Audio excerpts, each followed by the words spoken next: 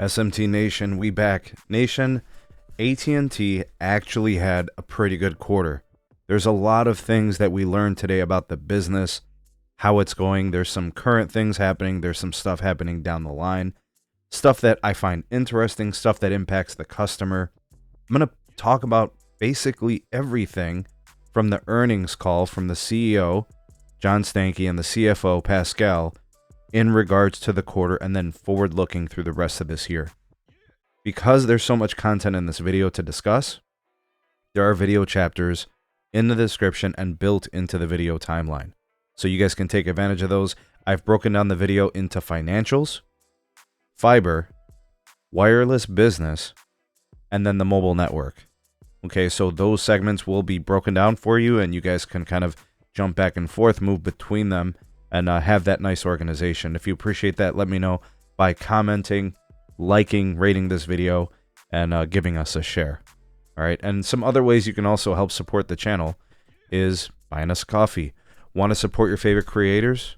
Show your appreciation for the content. Use the Real SMT Buy Me a Coffee link. It's in the description. Also, if you're looking for a really good deal on wireless service, the deflation promo pricing is still going on with Mint Mobile. Use our partner link, mintmobile.com/sneed. Take advantage of these deals. Use our partner link. Save those ducats. Get that great value. They're incredible customer care. The link is in the description. All right, so we need AT&T stuff. Yes, we sure do. Here it is, AT&T stuff. Okay, so let's start first with really the basic premise of the earnings call, which was like an hour long, folks. I sat through the whole thing. I've got a full page of notes with extremely small text, really small writing, so I could fit it all on a page. But basically, the vibes from CEO John Stankey was reaffirming what they've been doing for the last 3 years and what they're going to be doing moving forward sustainably for the next 3 years. Right? He wanted to make sure that people understood and investors understood. They are focusing on the core of the business. They're focusing on financials, improving their debt position, and then focusing on sustainable, profitable growth. Okay, now with respect to financials, cost cutting is hitting on all cylinders, right? We've already covered this in other videos.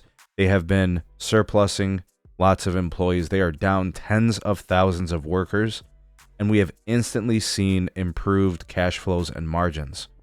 Legacy shutdowns are also going to continue to improve efficiencies. Their net debt is down $20 billion over the last 3 years.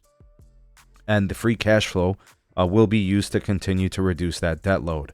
The dividend seems very maintainable, seems like it is going to be sustainable moving forward. I got confidence based on the disclosures from, the CEO John Stankey. They're guiding for an adjusted EBITDA hit for the rest of the year, free cash flow hit for the rest of the year.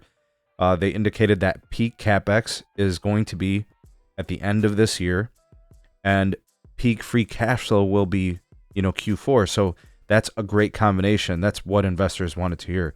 Free cash flow rest of year is $11 billion, weighted towards Q4. A majority of their debt is fixed long term, and the debt is going to be paid down consistently. With respect to the CapEx, they've spent $12.3 billion in half one, and they're guiding $24 billion total by the end of the year. So basically, split right down the middle. So those are the financials. Now to kind of pivot over to fiber, what they're doing with fiber is, they feel really strongly. They have really positive vibes and effectiveness with fiber. One of the things that John Stankey said, the CEO, that really struck with me, he said, you don't have to discount something that's good. And he was speaking to the fiber. So they've got 25 million past locations right now, and what they view as the best technology in the industry, showing sustainable growth for them. Fiber wins for them. They've got a 38% penetration rate, and they're expecting that to continue to ascend. Net adds are scaling far beyond what big cable gets. Revenues are growing. The ARPU is increasing. Margins will continue to prove in the service. He was quoted as saying owners' economics will fuel their success, plus 251,000 adds for the quarter for fiber. Revenue growth within this business segment. $66.70 on the ARPU. That is up 8%. Last quarter, I think it was up 10%, 9 or 10%. So that's continued growth. And, they're highlighting that faster speed tiers are being, taken by customers. And of course, they're going to continue to go to new places, possibly even be willing to compete with other providers in those new places. Look forward to 2024 being a big year for AT&T Fiber. They did close the BlackRock deal, so that gets that process going, and they want to be in 30 million locations passed by 2025. Lots of good things happening with fiber. All right, now let's get into kind of the stuff that we typically discuss here on the channel, which is the wireless business. Quoted as saying, the right combination of phone ads, low postpaid churn, growing margins, and profitability. Consumers for wireless at AT&T are very satisfied with their experience. They enjoy the network quality. The quote, customers stay long term. The ARPU increasing, continuing to increase, quoted as saying, these are lifetime customers, these are quality subscribers. Okay, so those are important things to think about the type of customers that AT&T is approaching. Plus 326,000 postpaid phone net adds. We're seeing higher ARPUs increasing. Revenues are increasing. $55.63 for the ARPU. And indications that the price hikes, rate plan uptake, international roaming have all contributed to those gains. 0.79 churn rate puts it better than Verizon, who I think came in at 0.83. In the prepaid business, Cricket is a top value brand for the sector, plus 123,000 net adds, a 2.5% churn rate, which is incredibly low. Right? Cricket is a very strong player in value. Clearly, it shows in the numbers. FirstNet, an absolute smashing success for AT&T. Where would they be without it, right, guys? Plus 350,000 net adds, 1/3 on postpaid phones, 5 million connections total now. The quote from the CEO, we're the leader now when it comes to first responders and agencies. He also acknowledged that numbers for additions are down due to a large account loss. We talked about that with T-Mobile, earlier in the quarter. And with respect to, the kinds of traffic, one of the things I found interesting when John Stankey was speaking about the market, he said it looks healthy, but they only really want to approach the profitable customer. He spoke to competitors' new plans. He didn't name them, right? But we know what he's talking about. Verizon with the My Plan, T-Mobile with the Go 5G and Go 5G Plus. And he said with those new structures and offers, the market sort of froze during the quarter. And there was a lot of, kind of unknowing of what's going on with respect to the climate of the switching pool possibly. But he said that everything has normalized and returned back to what it was before those changes in the market offers. He did mention that, he's not interested in empty calorie growth. He said that's a no-no for the company.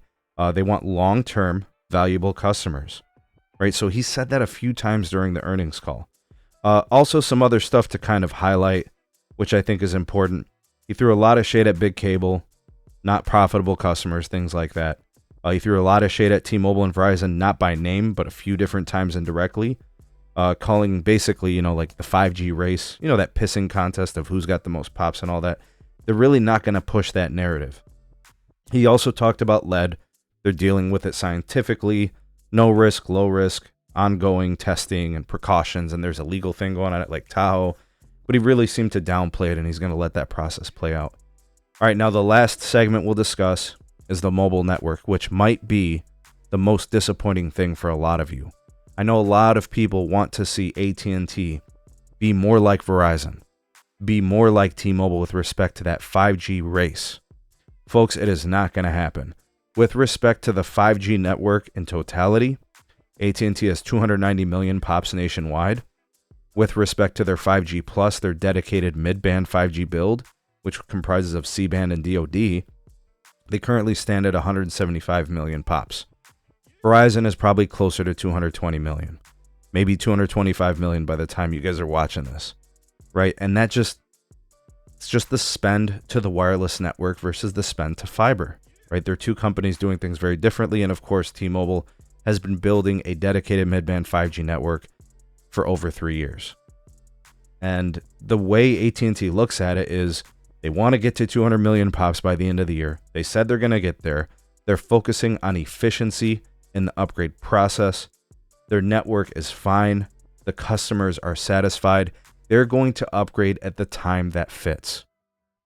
They're going to look at traffic demand. They're going to look at business sense. If a tower site is doing 200 megabits, why would they feel compelled to go up there and upgrade a bunch of 5G radios and antennas when it just isn't required, right? So I think that's an important thing to throw in there. I think as a bonus, as an aside, Stanky talked about Internet Air, and this kind of circles back to the network. He described Internet Air as a tool dealing with legacy infrastructure shutdown and transitions, right? He says it makes more sense for businesses as a solution. Obviously, businesses are low data usage customers. Certain parts of the consumer segment make sense with respect to DSL shutdowns and that transition process. He wants to be surgical. He wants to be selective and strategic when it comes to Internet Air. He said there are places where excess capacity is available and they can leverage this tool. He said some parts of the U.S. are best served with fixed wireless access. The economics make sense. Some states it makes sense. Some counties or country segments make sense. But when he looks at state consumption increases, right, 30 to 40% annual increase in total data consumption, that's tough on a network, and AT&T understands that. Spectrum is finite, especially at AT&T, right? So they're really focusing on fiber, and that's an important thing to mention, because when you look at the network itself, and I circle back to this, AT&T is going to be very strategic moving forward, very careful about allocations, because if you look at the financials, this is where everything circles back to financials, and it's why I started with this. They need to convey a message that is very clear to investors. They are not going to spend money frivolously, chasing the ghost of 5G, right? Doing things that are going to impede the ability to reward the investor. The investor is looking for breathing room. They want a debt load reduction, they want free cash flows, and they want a dividend. And now with the CapEx starting to relax in the future, and with a bulk of the network upgrades being semi-completed through this year and next year, those returns can be acknowledged, had, and actualized. So that's what we learned about AT&T. There really wasn't a lot negative to report. A lot of positive. I see a lot of positivity in wireless business. I see a lot of positivity in financials, although they are seriously basically doing it by getting rid of like a third of their staff, right? But you've got winning and promise in fiber, winning and promise in wireless. The mobile network, again, it's fine. It's not, they're just not going to engage in the 5G wars with the other two. They're going to leave that for them, right? Their network is going to be fine. They're going to continue to upgrade it. They have to continue to support FirstNet, and the DoD and C-band upgrades will come as needed. But if you're looking for a speed test king, I don't think you're going to get it from AT&T. I think you're going to have to get that from Verizon or T-Mobile. But I'm not concerned. Things look good at AT&T. The debt load really is the only problem at AT&T. All right, so what do you guys think? Tell me your thoughts and impressions of the quarter. Tell me if I missed anything. Tell me about the strengths. What are your impressions on the quarter for AT&T? And maybe consider comparing them to Verizon. In my opinion, when I look at all the pieces and parts compared to Verizon, I would say there are probably a couple strong things about Verizon's quarter. I see several strong things about AT&T's quarter. They are finding a way to grow in consumer wireless. Verizon cares not. AT&T's wireless business in terms of the business segment doesn't have to save the day, right? The financials at AT&T are just as strong as Verizon's. When you look at EBITDA, when you look at free cash flows, right? Their fiber business is larger and scaling bigger, So I would say that, Verizon is better when it comes to mobile networking. Verizon is better when it comes to fixed wireless access. But everything else, AT&T's quarter looks better in my impression. I don't know. What do you guys think? And then we got T-Mobile tomorrow. So here we go. Drop me a comment, hashtag ATT. Hashtag 5G. You guys can hit me with whatever hashtag you want. All the real ones know. But comment down below in the comment section. You are the voice of the people. The SMT Nation. Let your voice be heard.